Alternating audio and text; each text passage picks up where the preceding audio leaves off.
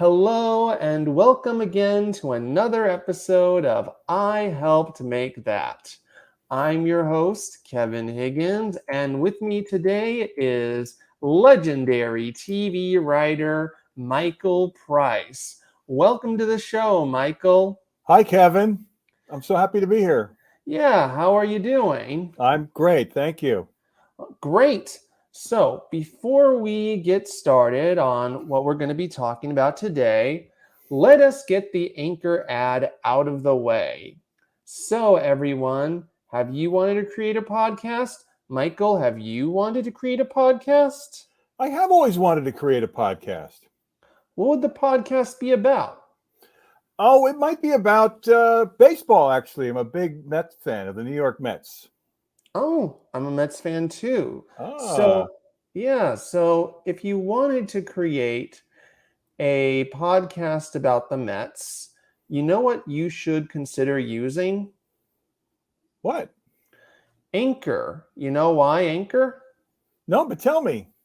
Well, if you use Anchor, you can create a podcast in the simplest and easiest way. All you do is create an account, press record. You'll be able to record the episode. Then you can share it on Apple Podcasts, Spotify, all the platforms. Wow, that sounds so easy. I might do that.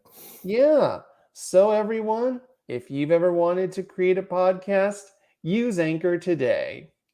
Now, everyone, Michael has written for many major franchises.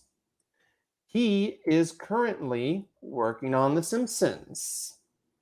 He has worked with Lego. Uh, he has worked on the Angry Birds movie.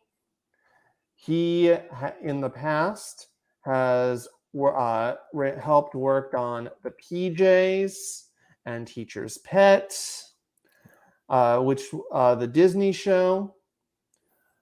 And he has even worked for Pixar, technically. Well, WDAS, but it was based on a Pixar show, as he did one episode of Buzz Lightyear.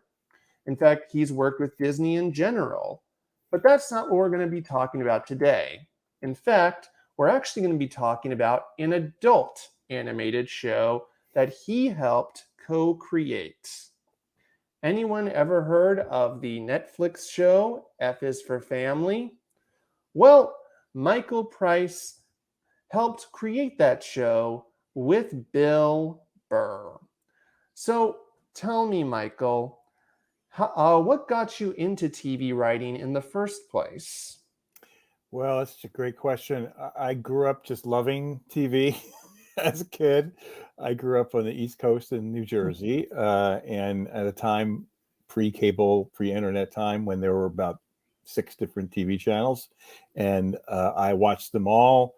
I stayed home a lot, didn't go out and play. I did a fair amount, but not as much as some of my other friends or my siblings, and I just devoured TV, movies, old movies, learning all about them. Specifically, comedy was my favorite, even going back to when I was a tiny little kid. I remember I was really into, they used to show these compilations of old silent movies like Buster Keaton and Harold Lloyd and Charlie Chaplin and the Keystone Cops. And I thought those were hilarious. And I wanted to be like a silent comedian as a kid.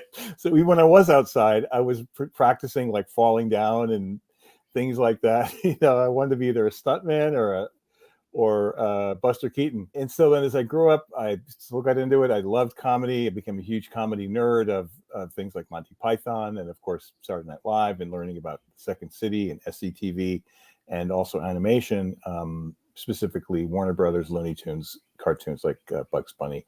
I never thought that was a thing that I could do, or that I didn't know how people did that or how you got that job, but I knew I loved it. I went to college for theater. I was a theater major at a college in New Jersey called Montclair State. And then I went on to graduate school for theater at Tulane University in New Orleans. And I think after that, I got back involved in, kind of local, up from the bootstraps kind of theater work with my friends from college. And what got me on the path where I am now is that I got involved in studying improv, sketch comedy in a place in New York, improv company in New York called Gotham City Improv. And they taught us in a series of classes how to do improvisational theater games towards unlocking your imagination, your sense of just trying different things, and your sense of humor and comedy, and then taking that and then being able to go home and write it out. So we would do these theater games where just in the course of what's called freeze tag is one of those where something funny would come out or a new character would come out of just out of a improvisation, and the teacher would say, okay, that was a really funny character, now go home and write a monologue for that character. So it was about taking the spontaneity of the improv and then learning how to turn it into something you would craft. And it was all geared towards teaching us how to write funny sketches and to be performed in the company's performances at a nightclub in New York. So I did that. And then I got involved with a writing partner, and we ended up writing a lot of things together, and we became kind of a performing comedy duo. And we had some people who saw us who said, you guys are really funny. If you come out to LA, we'll help you and help you get some exposure and possibly get you something going on out there. That was all we needed to hear.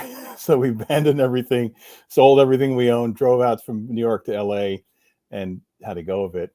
It was a very hard couple of years, a stretch of some success, a lot of unsuccess. We split up our team and we just became solo practitioners. And my partner was more interested in the acting side of things, so she concentrated on that. And I love the writing, and I just set myself about writing. And as writing is learning how to write sitcom scripts and sketch comedy scripts. And I had an agent, which helped. And eventually, after about 2 years of struggle, I got my first job on a low budget sketch comedy show in the mid 90s. That only lasted 1 year, less than a year. But through that, I made connections with someone else who helped me get my first job in animation, which was on a Nickelodeon cartoon show called Ah, Real Monsters. And from there, I met someone else who helped me get the next thing. Luckily, if you're talented and you do good work, there's a chance that you can catch on and someone will help you get to the next level. And that's what happened with me. Okay. So then tell me, how long was it until you found yourself on the writing staff of The Simpsons? That's such a great question. I moved to Los Angeles in January of 1992, and I started writing for The Simpsons roughly in January of 2002. So about 10 years of time there. But in that 10 years, the first 3 or 4 were the rough years of struggling and not getting anything happening, and working here and there and getting occasional jobs. And then what's really put me on the path to getting to The Simpsons was in 1996, when I got my first job on the staff of a primetime network sitcom, which was the old network called UPN. There was a show called Homeboys in Outer Space, and it was a one season show that we made 19 episodes of. It was very silly, very kind of goofy sitcom, kind of a space parody, Star Trek kind of thing, that was not really well received. But on the writing staff of that show, it was my first job on the writing staff of a show like this, were 2 guys who had come from The Simpsons, were the showrunners of The Simpsons for seasons 3 and 4, and then had moved on to an overall deal at Disney Studios, which made the Homeboy show. Names were Al Jean and Mike Reese, who are anyone who's a fan of The Simpsons will know who they are. They were with The Simpsons from the very beginning. They created the show The Critic. I got to meet them then. We got along. They were on the staff of Homeboys in Outer Space. Then they got their own show the next year that they created for Disney and ABC that was called Teen Angel, and they hired me to be on the staff of that. That only lasted 1 season. By that point, they started to know me a little bit more at Disney, so they offered me something else, and I got to work on the PJs that you mentioned earlier, which was an animated show starring Eddie Murphy, and Al and Mike were consulting producers on that. So we really got to know each other pretty well, and they liked me. And then they went back to The Simpsons in around the year 2000. And then Al became the showrunner of The Simpsons shortly after that, moving back to be the showrunner. And shortly after that, he called me, and they had an opening on the staff, and he offered me the job. And I was very happy about that. Wouldn't we all be? So then tell me, did your, I think actually decades long experience working on The Simpsons, you started working on like 2003, right? And you're still there. Yes. Did that have anything to do with you being brought on to help co-create F is for Family? Oh, yes, I'd say it had everything to do with it. Well, partly these kind of things come about partly from talent, partly from experience, partly from being kind of in the right place at the right time, and partly from other intangibles. So I would say, yes. I mean, by the time F is for Family came around as an idea, it was 2012, so roughly 10 years ago. And by that time, I'd been on The Simpsons for 10 years. I had written a couple other extra things on the side, some of these Star Wars things that you mentioned, Lego Star Wars. And when Bill Burr was hoping to develop his ideas for doing an animated show about his childhood and about his father and his growing up, he teamed with Vince Vaughn's production company called Wild West Productions. And the producers there knew that Bill was a fantastic comedian, a great actor, but he had no experience in writing for television, certainly had no experience writing animation for television. So they wanted to team him up with someone who had that kind of experience.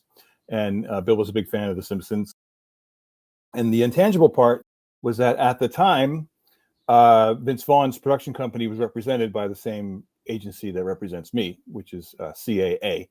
So, of course, CAA wanted to keep it in-house. So they said, well, here's some of our people that are in the animation space. And I was one of them. So I think I wouldn't have gotten the interview for the job if, let's say, Vince Vaughn's production company was based at another agency. So that's sort of the intangible part. But then I had a meeting with Bill. And I think by that point, like I'd been on the show Simpsons for 10 years, and I knew I'd never been a showrunner, but I knew how an animated show was run. So I brought that with me. And then the third thing, or the last thing, and probably the most important thing, was that Bill and I hit it off and saw eye to eye. And we're roughly from the same part of the country. We had roughly the same sort of growing up experience. I'm a few years older than Bill, but we really hit it off in sort of trading stories about what it was like to be a kid back in the 70s, and also having sort of that kind of semi-satirical eye looking back on what it was like back then, how when you were a kid back in those days, you literally could just go outside and run around and come back home when the lights came on, and that people smoked, and there were no seatbelts in cars, and you could bring a gun to the airport and all those kind of things. And it was funny. It was a funny take on presenting life back then from that kind of point of view. So we really hit it off, and Bill said that Bill thought that I was the right person to work on developing the idea with him. Okay. Then once Bill brought you on, did you have to meet with Netflix to get approved, or who was really in charge of that? Yeah, well, we once Bill and I were teamed up from Vince's company, we spent quite a while developing the idea, because all we really had at the beginning was just this idea of a general idea of like, this should be a family comedy set in the 70s where Bill would play the dad, and he'd have a number of kids and a wife, and it would be sort of a satire parody of family comedies with a more of a hard edge. So then we spent a lot of time developing it and talking about, well, where do they live, and what does he do for a living, and who are his neighbors, and what, so a lot of the stuff that came out of that process that I brought to the table were some of the other elements. So like the character that Sam Rockwell plays, Vic, the guy next door, was based on a guy who was the father of my best friend, whose name was Vic, who didn't work at a radio station, but he worked at a record company. And my dad was worked for a construction company. So to me, this guy, Vic, was like the coolest dude of all time, because he worked in New York City at a record company, and he had met the Beatles and, things like that, So I thought, oh my God, this guy is great. And my dad did not like this guy. Like, he looked down on him thinking he was kind of show-offy and fancy, whatever. So that dynamic between Frank and Vic was based on my dad and this other guy named Vic.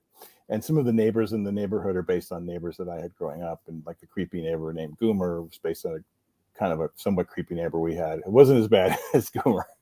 No one's as bad as him. But this guy did some weird things. So that kind of stuff. So I brought that in, and then it was me who decided or who pitched the idea that Frank should work at an airport. Again, I wanted him to have a relatively blue collar job, and Homer Simpson works at a nuclear power plant, so we couldn't do something like that. But I'd never seen a character who worked at an airport or like baggage handler at an airport, and it really came about because we already knew, like, we knew the psyche kind of a Frank of a guy who was bitter about life and had been frustrated and felt stuck in a way with his middle class existence and wishing that he could have done better. So the idea that he wished that he'd been a pilot was something that Bill had brought up, because Bill is a pilot. Bill has a pilot license, and then I thought it'd be funny that he couldn't be a pilot, but he still works at the airport where he sees the planes take off and go all day long, going places they'll never go. And then I also liked that he would have this ID tag on his shirt that just says baggage on it, and I thought it'd be funny because he has a lot of emotional baggage. So I thought that was a funny visual idea. So that's where the idea of him working at the airport came. Those are the kind of things that I brought to the table. And then we would discuss them all together, and Bill had a lot of amazing insight as well. And then we developed the idea, and then we ended up pitching it. You pitch it around town. We went to many networks, and at that time, Netflix was just getting started. They were just getting started doing original scripted material then. So I think the only show they had on the air that was an original show is that one called Lilyhammer. That was about the gangster living in Norway. But they wanted to expand. So we brought them in there. We pitched the idea. Bill was at the meeting. Vince Vaughn was at the meeting. Vince Vaughn, as you can imagine, has a very persuasive, dynamic personality, like he does in his movies. And we pitched the whole idea to them. It also helped that Bill Burr had done a number of specials for Comedy Central that were currently running on Netflix. So his specials were doing well on Netflix, and the Netflix people knew that Bill had a following, and his podcast was starting to build up in popularity. And so they had a pretty good idea it would be a good bet to put Bill on an original show on Netflix, and it paid off. But so then they had to agree to it. They liked the idea enough to order enough for us to make our first season, which was only 6 episodes, because they wanted to they liked it, but they didn't go, all right, 5 seasons. They were like, all right, 1 season of 6 episodes. Let's see how it turns out. And then luckily we did a good enough job, and they liked it enough to keep ordering more seasons. And I've noticed that I'm sure many other people have noticed that the seasons took about like 2 years per. There was like, what? How do I say this? There was always a 2-year gap. Yeah. Per season. Why was that? That was not my idea. Because it worked like this. Well, there's a couple of different things. The first is that the nature of shows being made for Netflix at the time, and still now, although who knows, that may change, was that they wanted to release entire seasons all at once.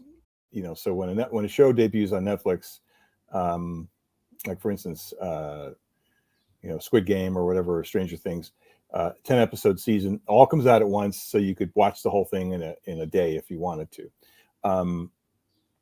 Other shows, more traditional shows like The Simpsons, we make it 1 a week, so the shows are released when they're done. So in order to make a full season of 10 episodes, takes a little over 1.5 years to make, like from the beginning to the end. So a little over a year, like it takes about 14 months or so for us to start writing a new season, and then for it to be ready. All 10 are finished, ready to go, sent to the network. The network has to send them out all over the world and have them dubbed into all the various languages where Netflix appears. So by the time that's all done, it's about 14 or 15 months. And then Netflix's way was to wait till the show comes on Netflix to see how it did by their metrics of people watching it or people engaging with it. And then they would wait about a month after that and then tell us the verdict on whether or not we got another season. So by the time the new season came out, and by the time we got said, yes, you're making another season, it was roughly like a year and a half, almost a year and a half in between. So that's how it worked. If they'd given us enough to say, all right, we're going to order 45 episodes, and we could have kept the ball rolling, but that's just the way they like to do it. So that would lead to that reason why there would be that long of a gap in between the seasons coming out. All right, thanks for the clarification. I'm sure many F is for Family fans have always wondered about that. So then tell me, seeing as you said that you brought a lot of your life experiences into the show, and Bill also brought a lot of life experiences into the show, how much would you say are yours and how much would you say are his? That's a really good question. I mean, there's certain aspects that are more his than mine. So I would say that Frank Murphy, the dad, is more a version of Bill's own father than, let's say, my father. Although there's elements of my father in Frank, but the kind of volatility and the yelling and the threatening to put you through that wall, that all came from Bill's dad. So apparently Bill's dad would say things like that. I'm going to put you through that fucking wall. And Bill reminded us one day that they were outside. But that made it into the show where the kids were all laughing. They go like, there is no wall. We're outside. So that made it into the show. The sense of frustration at life and a blue collar lifestyle too. I mean, Bill's dad is a dentist. So that's more of a kind of a professional, track in life. But the kind of blue collarness of it, and being a union member, and also sort of the sense of just general frustration at things and getting mad at the car door and things like that. A lot of that came from my dad, who was a very gentle man for the most part. And he never yelled at us the way that Frank yells at his kids. He never threatened us with violence or anything like that. He barely ever spanked us even when we were kids or anything like that. But we were still afraid of him. But he would internalize his anger and take it out in weird other ways. Like he'd take it out against inanimate objects. So like one of our favorite memories is, we never got to quite do this on F is for Family, although we have somewhat versions of it, was of him trying to put the Christmas tree up every year and getting the Christmas tree stand to stand up straight, or untangling the Christmas lights. So we could hear him cursing under his breath, and God, Jesus, God damn it, come on, like that kind of thing. So a lot of that stuff comes from Frank. There's a really funny episode. I mean, I love all the episodes, but there's a really episode of After Family season, I think it's the beginning of season 3, where it's Memorial Day and Frank is trying to put the flag into the little flagpole stand on the front of the house, and he's squeezing it in there. He's like, God damn it, get in there, you God damn it. That's my dad. So that's where my dad came from. And as far as the rest of is concerned, I think a lot of the other characters, like I'm more of a Bill Murphy. I was kind of more of a Bill Murphy kid. It was a quiet kid who tried to play by the rules. I was never a Kevin, so some of the Kevin Murphys, some of our other writers in the show would be more of had a Kevin Murphy kind of teenage. So once we started staffing it, we added a writing staff of great writers who all had their own experiences with their families and their growing up. Then so much of the stuff came from everybody else as well. So I said the bones of the show were built on Bill and my experience, because that's the pilot. We wrote the pilot more or less together, on our own. And then once we got to make the rest of the show, we brought in the rest of the writers. Then it all became part of everyone's experience. Okay, so you put in some of the other writers' experiences as well. It wasn't just you and Bill's. Mm-hmm. So that being said, all right. So then tell me, when you were working with Netflix, when it came to the writing of the show, how were there any, what's the word, like notes Netflix ever gave you, like you can't do this, you can't do that?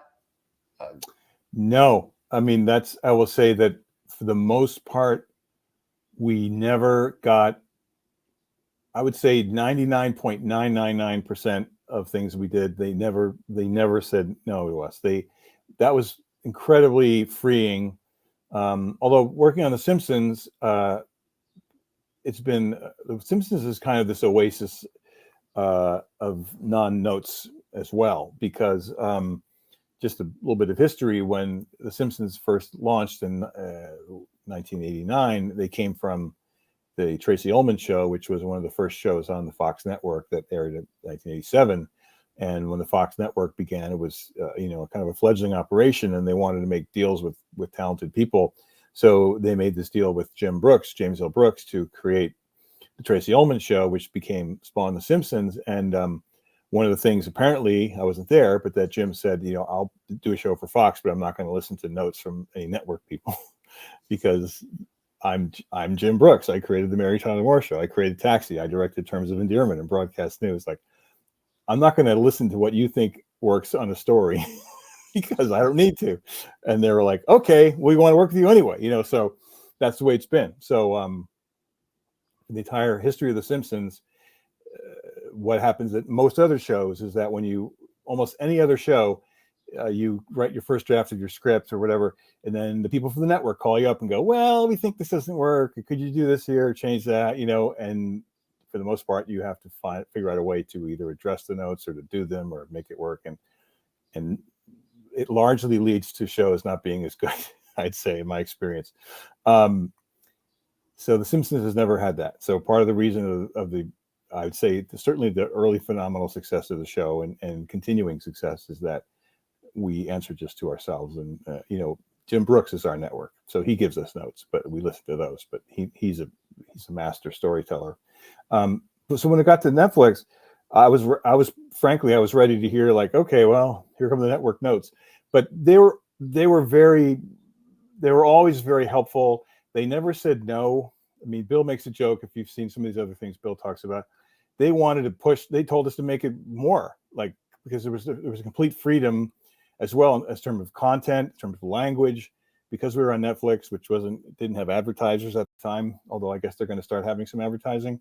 They didn't care about, getting people angry. Just make the show you want to make. So as far as the language is concerned, all the cursing, all the swearing, occasional cartoon nudity, they were very okay with it.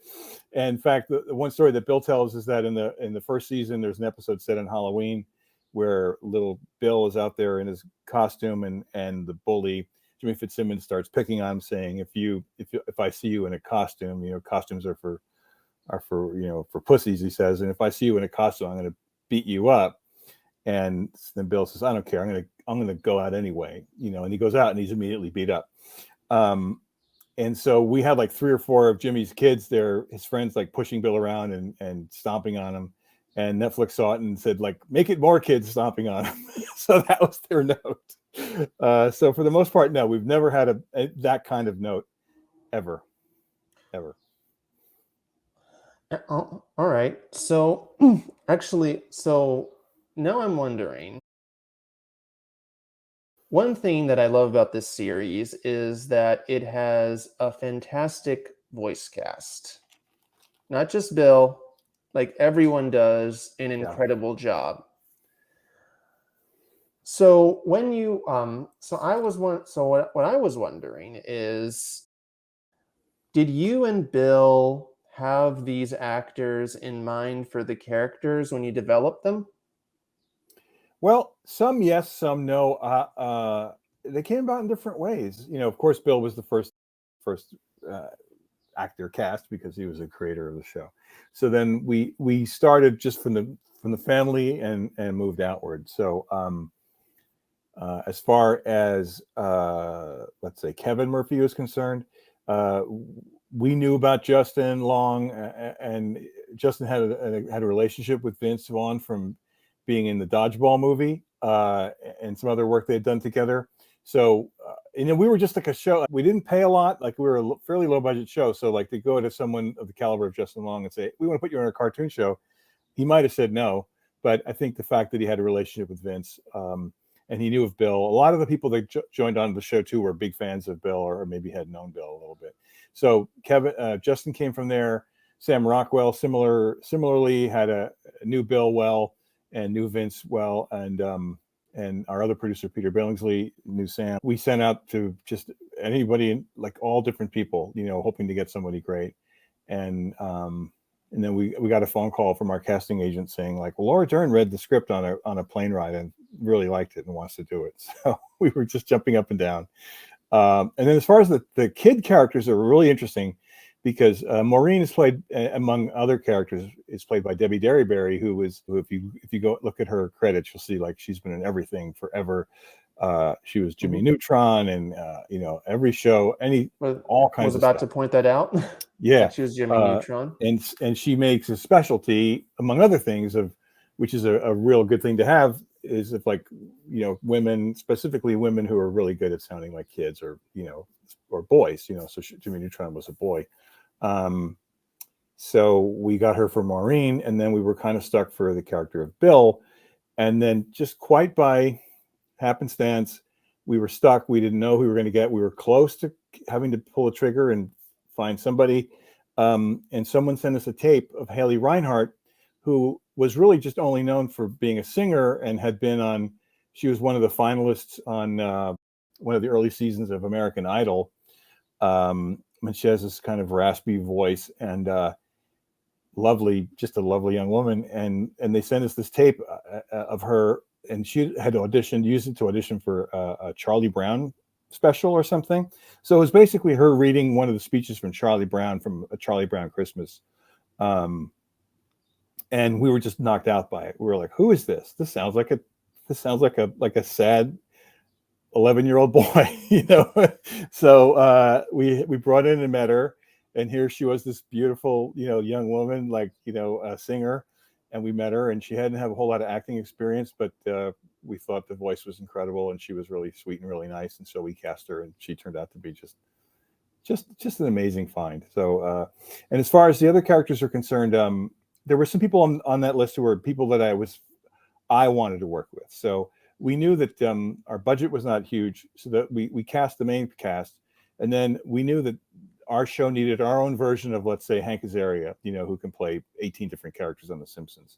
So our version of Hank Azaria, in a way, was this great actor named Trevor Duvall, who I'd worked with on the Lego Star Wars shows. He played the evil Emperor Palpatine, and he played Admiral Akbar on the Lego Star Wars shows. So I knew he was a very versatile, funny guy. So we brought him in to play Goomer and Mr. Holtonwasser and a couple of other characters. The kind of the female version of that, like a great woman actor who could be really funny, was Mo Collins, who I was a huge fan of from her work on Mad TV, but also on Parks and Recreation and a bunch of other things. So she was someone who I long admired and thought she would be great. And so she came in and just blew us all away with her ability to play all these different characters. Sue's friend Ginny, Jimmy Fitzsimmons. It's just every single character she did was just unbelievably funny, and could find like humor in like just the sound of like the way she says Sue, like that. That all came from Mo, and then there were others who were on my just wish list of Phil Hendry, who plays Colt Luger, and the newsman Jim Jeffords is someone who I was a huge fan of because he has a radio show that's just unbelievably great and funny. So I brought him in. And Dave Keckner, who plays Bob Pogo, was another actor who I'd long admired from his work with Saturday Night Live and also on like the Anchorman movies. And so I just said, how about these guys? And to my astonishment, they said yes. All right. Now, another thing that I love about this show is that, and this is not a knock on, the other adult sitcoms about families, but there is more of an ongoing, recurring story than something in like Family Guy or American Dad or even The Simpsons. Was that the plan from day one? No, actually, it wasn't. That's a great question too.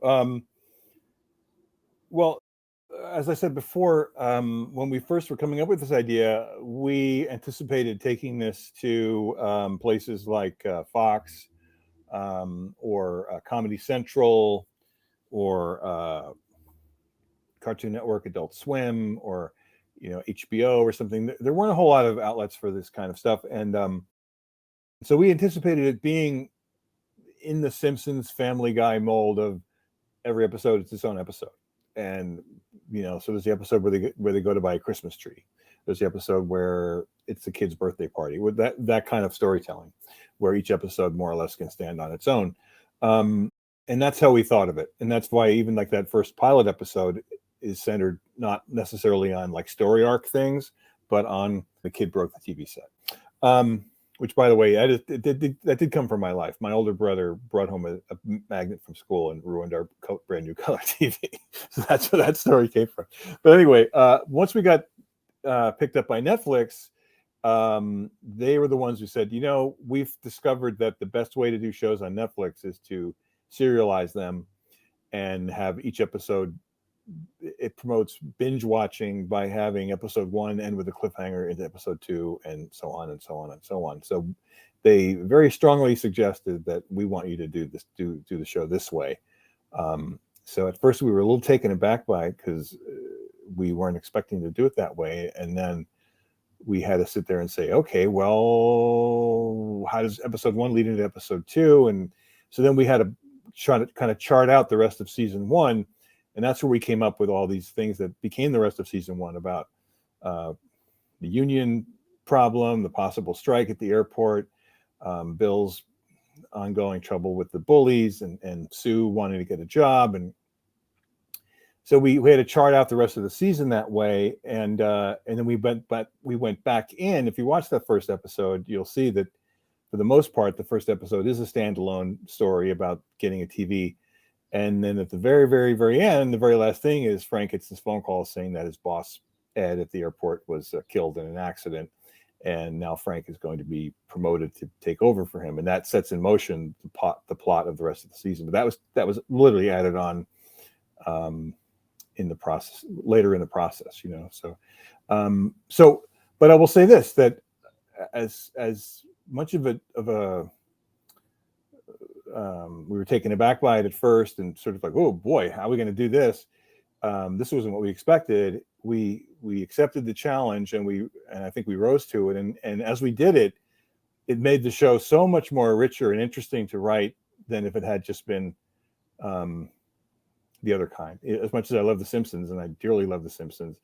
It's one of my favorite shows. Yeah, it's certainly mine. And it's kept me, it's taken care of me and my family for 20 years.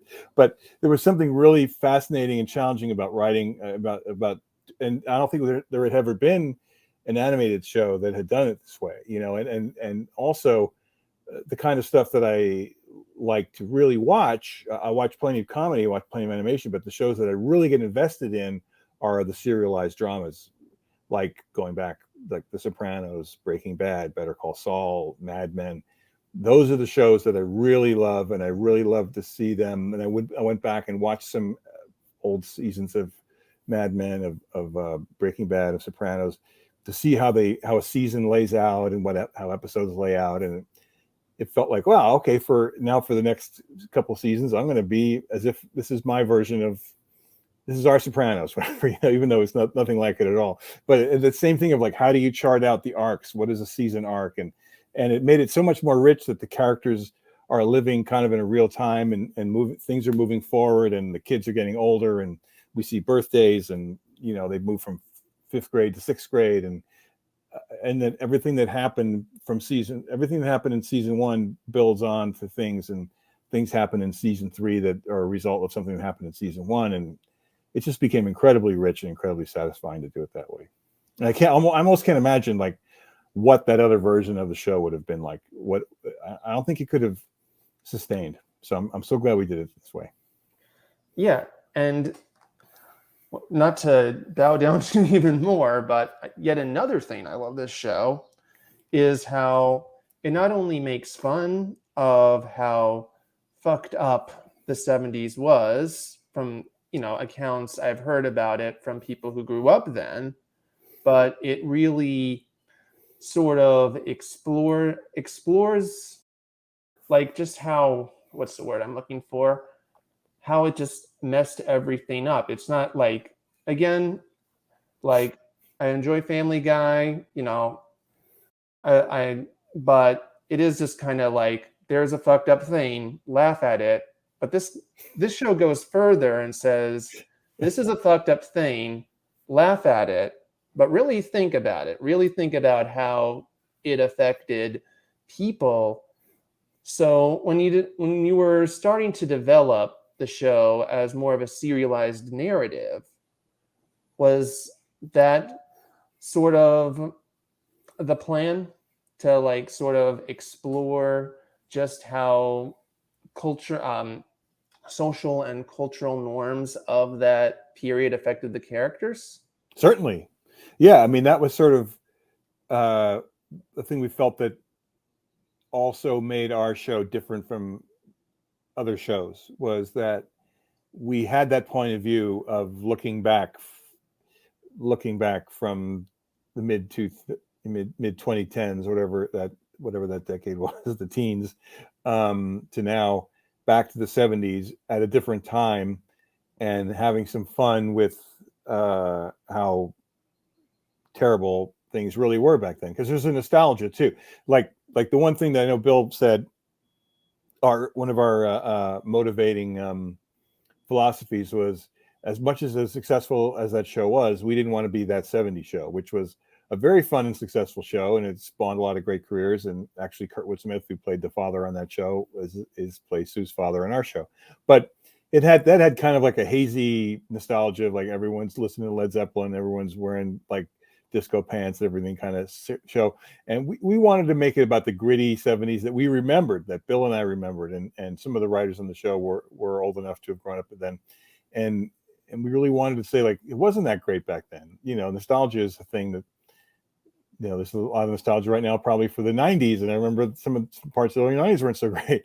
But so we really wanted to have fun with that. And that was, so it was, there were like several tracks of the show, which I thought was good, made it layered, which was that there was all the family stuff, which is real, about a guy feeling frustration with his life, dealing with his wife, and what is his relationship as a man, feeling disrespected as a father, kids being bullied, and so that's that one tier of it. And the second tier was the period satire of exposing for laughs, how terrible they were. So like that first episode, the first pilot episode, had a lot of stuff that were kind of like, oh, this is our chance to sort of say, this is what our show is, So there's that thing where when he turns on the TV for the first time, one of the things he watches, it worked out with the story that he falls asleep in front of the TV on Saturday night, and so it's Sunday morning when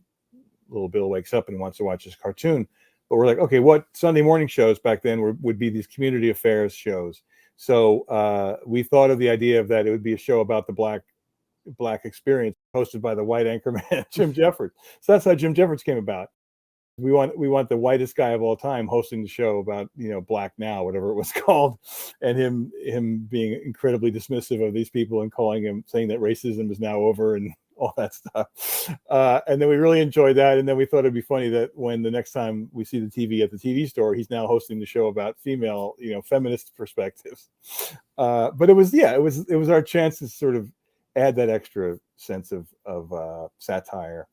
And we made a conscious decision too, that like more of the crazier jokes that we would do, kind of the jokes that maybe you would see on Family Guy, or more absurdism, would come through the TV. So like the Murphy's life was very mundane, dealing with real pocketbook issues, like how are we going to afford to make the car loan and all that. But that anything that was more crazy or more cartoonish would come through the TV. So that's why one of the first things that Bill pitched was that Frank would be a big fan of this guy on TV who ended up calling Colt Luger, who again was sort of like for Frank, the epitome of like what was being lost, like the tough guy, the kind of Robert Mitchum tough guy, who can beat up, kiss a woman and slap her, and I remember Bill saying like, yeah, he should, like in every episode he fights like these, and he's an overweight middle-aged guy, but in the world of TV, he fights these incredibly ripped and shredded, African American or Latin guys, and he kicks their ass, because that's like a fantasy, so that became like the TV shows they watch, or the records they listen to, or whatever. That became our way to make even more absurd or crazier statements on the culture. Okay. And going off of that, as you were developing the show into being a more serialized narrative, there were some big changes for the characters. Not only was there great plot development, but there was great character development as well. Like with Jimmy and Bridget, like you really got to know more about them. You got to know more about everybody. Yeah. Was that so? Once you decided to develop the show into a more serialized narrative, was character development the key? Absolutely. I would say yes, that's true. Again, I'm going to compare it or contrast it a little bit with, let's say, The Simpsons, where like we have our bully characters on The Simpsons, Nelson Muntz and Jimbo and Dolph and Kearney. And occasionally we'll do a joke or an episode where we see that Nelson is a little more sensitive than you think he would be, because he's got a single mom and his father ran off and all those kinds of things. But then next week he's just the guy pounding Bart and saying ha ha, like that. Cause that's the way it works, But for us, it was fun that we felt like, yeah, we established Jimmy as this ultra bully, ultra bully, super scary, mean ass kid. And then one of our writers for that first season, Emily, I'll never forget this because she wrote the episode that was our 5th episode, I think, of season 1. That's the one that ends up with Bill under the bed while Frank and Sue are having sex. But we wanted to start out with this kind of opening scene where you see Jimmy just in the woodworking shop at class, like lovingly building this birdhouse, and she pitched that. I remember there was a little bit of resistance from one of the other writers saying, like, "I need to see this. What's this all about? Let's just get to it." And I was like, "No, this is great. This is great because we want to see there's a different side to Jimmy, and he's got a sensitive side, and he's not just, 24/7 beating up people. Like, who is this kid? So that really gave us that. We loved how that worked out, and it really gave us some time, and we had time episodes to develop these characters and find they're not just one-dimensional. We wanted to find the extra dimensions in them, and we really loved it, and it worked out with the second season. Ended up with Jimmy, of course, still being the ultimate predator, and wanting to kill Bill, and because Bill got him sent away to military school, and then when he found out he was going to murder him, and